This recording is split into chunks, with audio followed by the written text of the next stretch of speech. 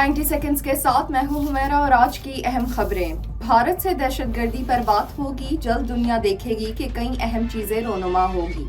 ये बात field marshal general Asim Munir ने अमेरिका के दारुल हुकूमत वाशिंगटन में अपने हालिया दौरे में पाकिस्तानी कम्युनिटी के बड़े इज्तिमा से खिताब में कही और ऑपरेशन बुनियानुल मरसूस के मुतालिक कई पहलुओं से लोगों को रोशनास भी किया। ईरान ने चौथी बार इसराइल के दारुल हुकूमत तल अबीब और हीफा शहर पर बैलिस्टिक मिसाइल और ड्रोन दाग दिए, जिसके बायस हीफा रिफाइनरी मुकम्मल तौर पर बंद हो गई।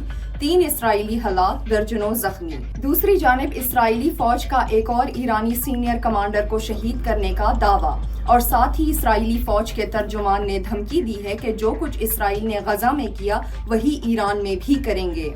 हालिया कशीदगी के पेश नज़र अमरीकी सदर डोनाल्ड ट्रंप ने कहा, ईरान के साथ बातचीत के मूड में नहीं हूँ, लिहाजा ईरान को वो मुआहिदा कबूल कर लेना चाहिए जो मेज पर मौजूद था। कनाडा में होने वाले समिट में G7 ममालिक ने इसराइल की हिमायत कर दी। दूसरी जानिब अमरीकी सदर डोनाल्ड ट्रंप ने G7 ममालिक के मुश्तरका अलमिये पर दस्तखत करने से इनकार कर दिया, जिसमें इसराइल ईरान तनाज़े में कशीदगी को कम करने की अपील की गई है। रेकोडेक को रेलवे नेटवर्क से मुंसलिक करने और रेलवेज की अपग्रेडेशन से बलूचिस्तान के माइंस एंड मिनरल्स शोबे की तरक्की होगी और इलाके के अवाम के लिए रोजगार के नए मौके भी पैदा होंगे। पाकिस्तान और अमेरिका के दरमियान टैरिफ पर पेशरफ्त। पाकिस्तान और अमेरिका का तिजारती मुआहदे को जल्द हतमी शक्ल देने पर इत्तेफाक। वफाकी वजीर खजाना मोहम्मद औरंगजेब की अमरीकी कॉमर्स सेक्रेटरी हॉवर्ड विलियम लिटनिक से वर्चुअल मीटिंग हुई, जिसमें अमरीकी टैरिफ से मुतालिक अमूर पर तबादला ख्याल किया गया और तिजारत और सरमायाकारी को मजबूत बनाने पर बातचीत हुई।